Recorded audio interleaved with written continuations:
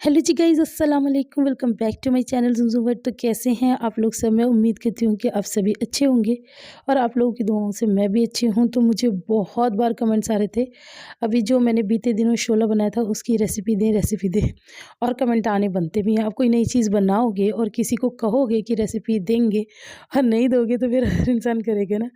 तो सबसे पहले रेसिपी पे ध्यान दीजिए। बातें में तो मेरे आप अगर खो गए तो फिर खो ही गए। तो यहाँ पर मैंने पहले आधी कटोरी ये मूँग मूँग की दाल है, नहीं मूँग की छिलके वाली, हाँ, ग्रीन वाली जो दाल होती है, हाँ, वो है। अगर आपके पास साबुत हो तो साबुत भी ले सकते हैं, बट उसे ज़्यादा भिगाना पड़ेगा। तो आधा कटोरी वो ली थी, फिर आधा कटोरी चावल लिए, फिर मैंने 1 मुट्ठी फिर ये वाली दाल डाली, फिर मैंने 1 मुट्ठी ये वाली चावल।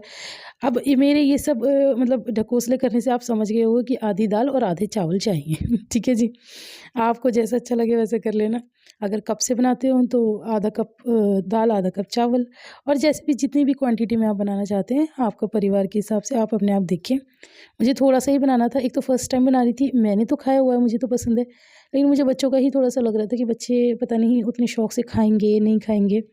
बट मैंने कहा कोई बात नहीं बुलबुल, आज मतलब मेरा मेरा कई बार पहले भी मन कर चुका है और बहुत सारी चीज़ों को करता है, लेकिन बच्चों की वजह से ना मैं बनाती नहीं हूँ। जैसे कि मटर पुलाव, हमारी आयरा को मटर पुलाव पसंद नहीं है, लिवा खा लेती है। जैसे कि कबूली खिचड़ी, आयरा को कबूली खिचड़ी पसंद नहीं है, लिवा खा लेती है। तो ऐसे वो चीज़ होती है, कोई चीज़ किसी को पसंद आती है, कोई चीज़ किसी को पसंद नहीं आती है। अब इसमें भी आयरा को कम पसंद आई थी, मतलब पहले तो कम पसंद आई थी, फिर कहने लगी नहीं मम्मा बहुत टेस्टी है, तो उसका थोड़ा-सा रहता ही है। लिवा ने खा लिया था। तो ऐसे रहा, मतलब उतने शौक से बच्चों ने नहीं खाया, या ये कह सकते हो इसमें कि मैंने थोड़ा-सा स्पाइसी बनाया था, क्योंकि मैंने खुद को मद्देनज़र रखते हुए बनाया था। मैंने आपको व्लॉग में भी बताया था कि बच्चों के लिए ऑप्शन था, तो इसलिए मैंने बना लिया। अच्छा जी, यहाँ पर मैंने पालक को काट लिया है। पालक की क्वांटिटी सच में कुछ ऐसी ख़ास है नहीं, मतलब 1 बंच पालक था तो मैंने आधा बंच ले लिया है। तो इसको मैंने अच्छे से धो दिया था दाल चावल को, और फिर उसके बाद इस तरह से मैं निथार-निथार के डालती हूँ, क्योंकि हमारे यहाँ की ना दालें बहुत गंदी होती हैं। तो ऐसा नहीं कि जैसे पानी पूरा फेंक दिया और फिर दाल डाल दी, मेरा मन नहीं मानता, मुझे ऐसा लगता है नीचे पानी में कुछ ना कुछ किरकिराहट होगी। तो मैं लास्ट वाली दाल ना पानी के अंदर से इस तरह से निकालती हूँ ताकि जो भी किरकिराहट है वो पानी में रह जाए। हालाँकि मैं कई बार धो लेती हूँ, लेकिन वो होता है ना सेल्फ सैटिस्फैक्शन तो वो इतनी जल्दी आती नहीं है। बस अब इसमें कुछ कुछ ही मसाले जाएँगे, जैसे कि हल्दी, हल्दी थोड़ी सही जाएगी। धनिया मैंने 1.5 चम्मच डाला है, लाल मिर्ची पाउडर मैंने बस 1 चम्मच डाला है, और इसके बाद मैं डालूँगी वो चीज़ जिसे खा-खा के आप पक जाते हैं। जैसे कि आपके घर में सालन हो, कोरमा हो, कई बार ऐसा होता है आपने बना लिया, फिर बाद में पता चला अरे! कोई खा ही नहीं रहा, कोई दावत में चला गया, कोई कहीं चला गया, अब वो बच गया, फिर वो बासी हो गया, तब भी कोई नहीं खा रहा। या घर में शादी का माहौल है और कोरमा खा-खा के थक गए हैं, अब नहीं खाना है, अब नहीं खाया जा रहा, उठा के रख दें फ्रिज में। 1-2 दिन बाद निकालें और फिर ये शोला बनाएँ। बाप रे! इतना यम बनेगा। मुझे काफ़ी लोग कमेंट कर रहे थे, "इस शोला में मटन ज़्यादा है, तुमने नहीं डाला।" डियर मैंने डाला है।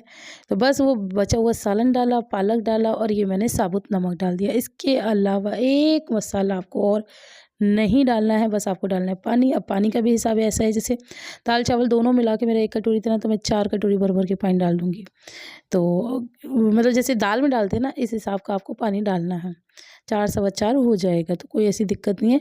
और ये ना मतलब स्वाद में मैंने आपको शायद व्लॉग में भी बताया था, ये हलीम का छोटा भाई लगता है। और पता है जब मैंने ये बनाया था ना, मैंने आपको बताया था कि पापा खाना खा कर आए थे, लेकिन फिर भी मैंने बोला पापा जी आप ट्राई करो। पापा की आदत एक बहुत अच्छी है कि अगर मैं कोई चीज़ कहती हूँ ना कि इसे खाओ, तो वो खाते हैं। उनका पेट भरा हुआ था, उन्होंने तब भी खाया, और उन्होंने यही बोला तूने आज तक ये बनाया क्यों नहीं पहले? मैंने कहा जी हाँ, मैं कभी पहुँच नहीं पाई इस पे, सोचती रह गई। कह रही ये तो बहुत अच्छी चीज़ है, ये तो बिल्कुल खिचड़े जैसा लग रहा है। मैंने कहा हाँ, कह तो आप सही रहे हो, स्वाद वगैरह मैं ये नहीं कह रही प्रॉपर खिचड़ा, लेकिन वाक़ई में ये लगता तो खिचड़ा ही है। और खिचड़े के लिए तो फिर बहुत सारी चीज़ें होती हैं, ये करो, वो करो। ये शॉर्टकट काम हो जाता है और स्वाद लगभग 80% तो मुझे तो खिचड़ी जैसे ही लगा। बाकी आप जब बनाएँ तो मुझे बताएँ, ट्राई करें। और इसमें जो मतलब गोश्त ऑलमोस्ट हमारा गला हुआ होता है, इसमें जो बोटियाँ होती हैं ना वो और घुल जाती हैं, तो वो आपके हर बाइट में आती है। और यहाँ मैंने इसकी नज़र इसलिए उतारी कि बहुत स्वादिष्ट था, बस हल्का-सा मुझे इसमें नमक कम लगा तो वो मैंने और ऐड ऑन कर दिया। ये वन पॉट डिश है, आपने सब कुछ इसमें अगड़म-शगड़म डाला और सीटी, हाँ, मैं सीटी का बता दूँ, 1 सीटी लगाई थी और फिर मैंने इसे 10 मिनट तक सिम आँच पे मतलब गलाया था। तो बस इस तरह से जैसे खिचड़ी-विचड़ी आप लोग उस टाइप में बनाते हो, बस उसी तरह से रखना है। तो मैं मतलब चख रही हूँ ना, मेरा मन नहीं भरा, मेरा मन कर रहा है मैं यहीं खाने लग जाऊँ। मेरे हाथों के इशारों से आप देख सकते हैं कि मैं कितनी ज़्यादा खुश और कितनी ज़्यादा सैटिस्फाइड हूँ कि मैं जो चाह रही थी ना, वो बन गया। मैंने आप लोगों को शायद व्लॉग में भी बताया था कि जब हम छोटे थे तो मम्मी बनाया करती थी और बहुत यम लगता था। तो तब काफ़ी टाइम से मेरे दिमाग में था कि मैं बनाऊँ, बनाऊँ, बनाऊँ, बनाऊँ, लेकिन बस वही है कि नहीं बनाया। आज इसका टाइम आ गया तो मैंने कहा चलो जी बना देते हैं।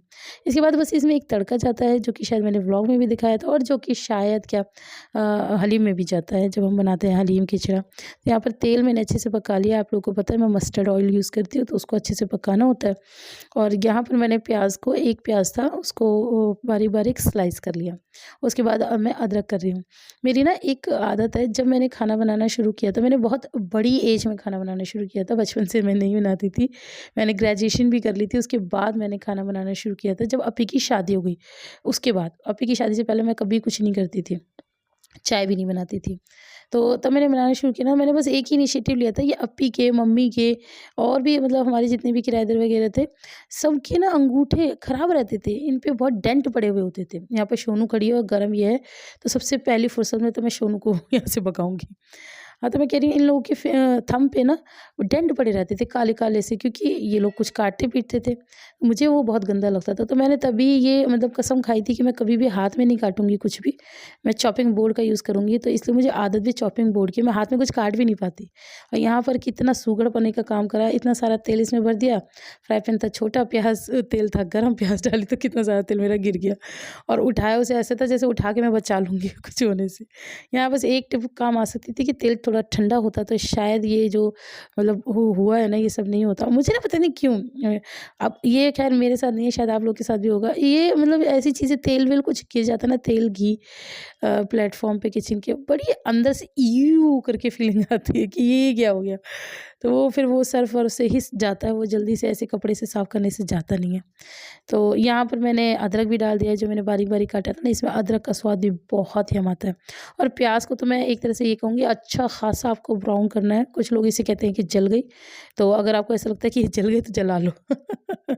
लेकिन इसे करना तो ऐसे ही है। प्याज़ का वो जो ब्राउन प्याज़ का जो टेस्ट आता है ना, आहाहाहा! वो तो बहुत ही बेहतरीन होता है।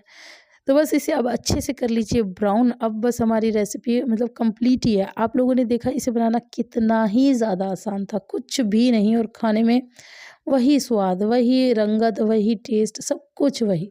तो क्यों ना बनाया जाए, है ना?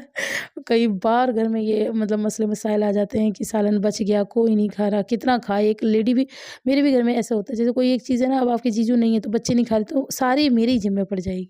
मैं भी कब तक खाऊँ? तो वो वाली चीज़ होती है। ये सालन भी ऐसे ही मेरे ज़िम्मे पड़ा था, क्योंकि ये इनका तो काम माशाल्लाह चल रहा था, ये तो काम पे रहते हैं बच्चे, कितना खाएँ? तो बस वो मेरे ज़िम्मे पड़ गया, तो मैंने कहा मैं भी इसका शोला ही बना के रखूँगी। तो ये गाइज़ ये शाम तक शोला सारा निपट गया था। मैंने खाया था, पापा जी को दिया था, भैया को कहा था, लेकिन भैया ने मेरे सामने तो खाया नहीं। अब मैं जब लेट गई हूँ तो मुझे पता नहीं, फिर मैंने मम्मी बाजी के लिए भी भिजवाया था। अभी मैं आयरा के लिए निकाल रही हूँ। तो बस इस तरह से बनाइए, अपनों को खिलाइए। और मुझे किसी ने कमेंट किया था कि तुम खाना बहुत प्यार से बनाती हो, ये आपने बहुत बारीक वाली बात नोटिस की है, आपने बिल्कुल सही कहा।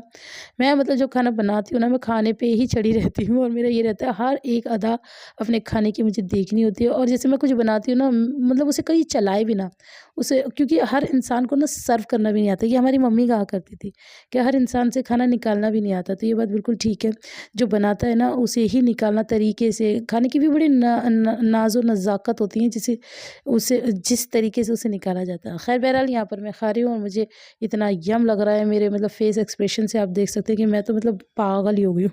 तो चलिए जी, आज के मतलब रेसिपी व्लॉग में इतना ही। इंशाल्लाह व्लॉग आएगा, घबराइए मत, फिर मिलेंगे।